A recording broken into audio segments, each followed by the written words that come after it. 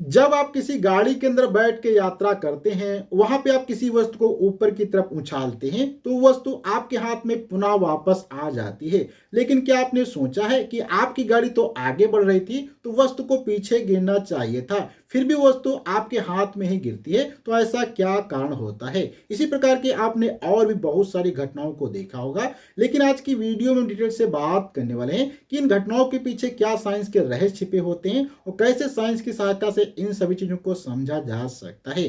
तो मैं नरेश कुमार मौर्य और आप देख रहे हैं हमारा सुपर सा YouTube channel A to Z science ज्ञान। तो बिना देर किए करते हैं आज का वीडियो स्टार्ट। तो यहाँ पे हम समझते हैं कि गाड़ी किस प्रकार से चल रही है, क्योंकि यहाँ पे जो भी हम चीजों को समझने वाले हैं, यहाँ पे आपके पास दो प्रकार की कंडीशन होनी चाहिए। या तो आपकी गाड़ी स्थिर होनी चाहिए या गाड़ी एक समान त्वरण से चलनी चाहिए, अर्थात उसकी स्पीड मान लो अगर 5 किलोमीटर पर सेकंड है तो 5 किलोमीटर पर सेकंड ही होनी चाहिए, बार बार उसकी स्पीड चेंज नहीं होनी चाहिए। अगर स्पीड चेंज होगी तो यहाँ पे आपको प्रॉब्लम फेस करनी पड़ेगी। तो मैं यहाँ पे तीनों कंडीशन पे वन बाय वन समझता हूँ। सबसे पहले यहाँ पे कंडीशन आपकी क्या हो जाएगी, फर्स्ट वाली कंडीशन जो है आपकी कि यहाँ पे आपकी कार क्या है, स्थिर है। अगर स्थिर है तो आप कोई भी वस्तु को ऊपर उछालेंगे तो वस्तु आपके हाथ में ही बार बार गिरेगी, इसलिए इसमें आपका कोई भी यहाँ पे ज्यादा साइंस का रोल आपको देखने को नहीं मिलेगा। क्योंकि यहाँ पे जब आप वस्तु ऊपर की तरफ उछालते हैं तो यहाँ पे वस्तु ऊपर जाएगी। जैसे कि सपोज करो ये वस्तु यहाँ पे आपकी थी, तो ये वस्तु जब आप ऊपर की तरफ फेंकेंगे तो यहाँ पे ऊपर जाएगी, तो यहाँ पे गुरुत्वाकर्षण बल जो होता है नीचे की तरफ कार्य करेगा, तो ये कुछ ऊंचाई पे जाएगी, वस्तु पुनः उसी पाथ पे वापस आके यहाँ पे गिर जाएगी। तो यहाँ पे आप देख सकते हैं वस्तु जब ऊपर फेंकी जाती है तो यहाँ पे वस्तु गिरती है, इसका मतलब यहाँ पे केवल और केवल यहाँ पे गुरुत्वाकर्षण बल कार्य कर रहा था। अब यहाँ पे हम थोड़ा सा समझते हैं दूसरे नंबर पे केस पे, जो कि है एक समान चाल। अगर आपके कार की जो है एक समान चाल है तो यहाँ पे क्या होगा, देखो यहाँ पे सपोज करो ये हमारे पास क्या है, यहाँ पे एक कार है। इस कार को हम यहाँ पे थोड़ा सा डिजाइन कर लेते हैं।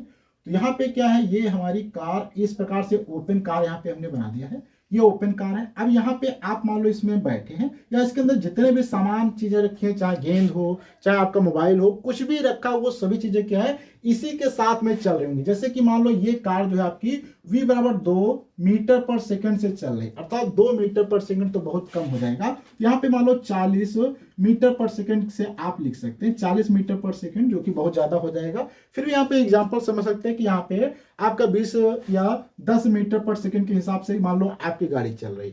अब ये 10 मीटर पर सेकंड के हिसाब से अगर आपकी गाड़ी चल रही है तो यहाँ पे आप देखेंगे इसके अंदर जितनी भी वस्तुएं होंगी, चाहे आपका मोबाइल हो, चाहे आपका गेंद हो, चाहे आपका बैग हो या खुद आप हो, हर एक चीज की स्पीड यहाँ पे जो है आपकी 20 या 10 मीटर पर सेकंड ही रहने वाली है। अर्थात यहाँ पे कार अगर ये आगे की तरफ बढ़ रही है तो यहाँ पे आप देखेंगे जो भी यहाँ पे वस्तु, जैसे कि ये मान लो गेंद है, तो इस गेंद में भी क्या है इधर की तरफ उतना ही बल लग रहा था, तो स्पीड भी इसकी क्या होगी 10 मीटर पर सेकंड ही स्पीड होगी।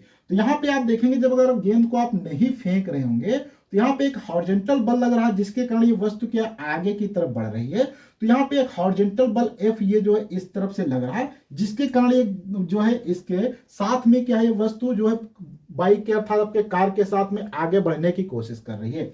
अब यहाँ पे केस ये बनती है कि सपोज करो आपने इस गेंद को क्या किया, ऊपर की तरफ फेंक दिया। आप गेंद को जैसे ऊपर की तरफ फेंकेंगे तो यहाँ पे मान लो आपने F2 बल एक ऊपर की तरफ लगा दिया। जैसे ही बल आप F2 ऊपर की तरफ लगाएंगे तो यहाँ पे ये जो केस थी, जैसे कि यहाँ पे बल ऊपर की तरफ लगाते हैं तो यहाँ पे गुरुत्वाकर्षण बल नीचे की तरफ कार्य करने लगेगा, जो कि इसका अगर मान लो द्रव्यमान m है तो यहाँ पे एक नीचे की तरफ बल कार्य करेगा, जिसको हम यहाँ पे F3 कह सकते हैं। ये नीचे की तरफ बल कार्य कर रहा होगा, जिस कारण से वस्तु कुछ ऊंचाई पे जाएगी, नीचे पुनः अपने ही पाथ पे यहाँ पे आएगी। तो आप सोच रहे होंगे अगर ये वस्तु यहाँ तक मान लो जाती है, इसको मैं यहाँ पे फिर से डायग्राम बना देता हूँ कि सपोज कोई वस्तु यहाँ से यहाँ तक जाती है तो ये अपने ही अगर पाथ पे वापस आ जाएगी तो वस्तु को यहीं गिरना चाहिए था, लेकिन आपकी कार जो है तो यहाँ पे पहुंच जाएगी, कार आगे पहुंच जाएगी। तो फिर ये वस्तु हमारे हाथ में क्यों मिलती है? इसका सबसे बड़ा कारण आपने ये चीज नहीं समझा, क्योंकि ये जो बल लग रहा था इस कारण के, इसके बल के कारण ये वस्तु भी आगे बढ़ रही है।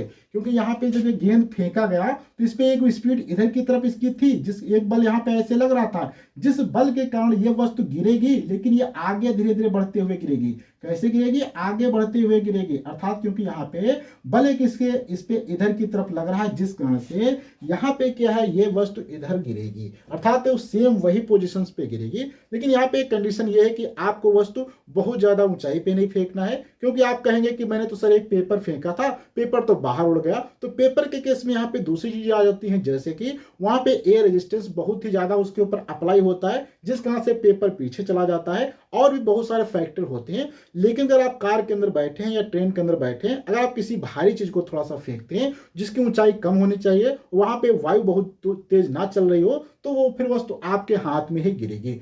अब यहाँ पे थर्ड नंबर पे केस ये हो सकती है कि मान लो आपने असमान त्वरण से कार चला दिया। क्या है? असमान। असमान चाल का मतलब है कि जैसे मान लो यहाँ पे मैं कार को ऐसे सिंपल से बना लेता हूं कि यहाँ पे कार की मान लो ये v जो था ये आपका 10 मीटर पर सेकंड था, ठीक है। तो यहाँ पे इसके अंदर जो गेंद आपने रखा होगा वो भी क्या होगा आपका, सपोज करो क्या हो जाता है, ये 10 मीटर पर सेकंड से ही चल रहा होगा आगे की तरफ। चलो ठीक है, ये सभी चीजें इधर चल रही थी। लेकिन जब आप यहाँ पे गेंद को ऊपर फेंकेंगे, सपोज करो आपने गेंद को जैसे फेंकेंगे तो यहाँ पे एक तो बल आपने ऊपर को लगा दिया, एक इधर को बल लग रहा है, जो कि स्पीड v इसकी क्या है 10 मीटर पर सेकंड से इधर बढ़ रहा था। लेकिन जैसे आपने गेंद को हाथ से फेंक दिया, उसी समय आपने कार की स्पीड को क्या बढ़ा दिया, कार की स्पीड को आपने मान लिया क्या करते हैं 20 मीटर पर सेकंड कर देते हैं। अब कार की स्पीड 20 मीटर पर सेकंड हो जाती है, लेकिन यहाँ पे गेंद की तो स्पीड 10 मीटर ही पर सेकंड रह जाएगी, जिस कारण से यहाँ पे क्या हो जाएगा, अब आपकी गेंद थोड़ा सा पीछे गिरेगी क्योंकि आपने कार की स्पीड बढ़ा दिया। लेकिन यहाँ पे ध्यान रखना है कि कार की स्पीड उस समय बढ़ाना है जब आपका गेंद यहाँ से छूट जाए, अर्थात जैसे आप गेंद को ऊपर फेंक दें उसके बाद कार की अगर आप स्पीड बढ़ाते हैं तो कार की स्पीड अलग हो जाएगी, गेंद की स्पीड अलग हो जाएगी, जिस कारण से गेंद आपका पीछे की तरफ गिर जाएगा। तो आज की वीडियो में डिटेल से समझा कि गेंद कब वहीं पे गिरेगी, कब पीछे गिरेगी, और भी पीछे गिराने के काफी कारण होते हैं, जैसे कि एयर का रेजिस्टेंस होता है या हवा अगर बहुत तेज बाहर की तरफ चले उस पे होता है, और भी काफी फैक्टर निर्भर करते हैं। अगर आपने काफी ऊंचाई पे फेंक दिया तो भी थोड़ा सा फैक्टर आ जाएगा। तो आज का वीडियो कैसा लगा आपको प्लीज कमेंट बॉक्स में कमेंट करके बताना है। अगर आपको किसी नए टॉपिक वीडियो चाहिए तो आपको कमेंट बुक करना है। अगले वीडियो मिलेंगे, जब तक के लिए धन्यवाद।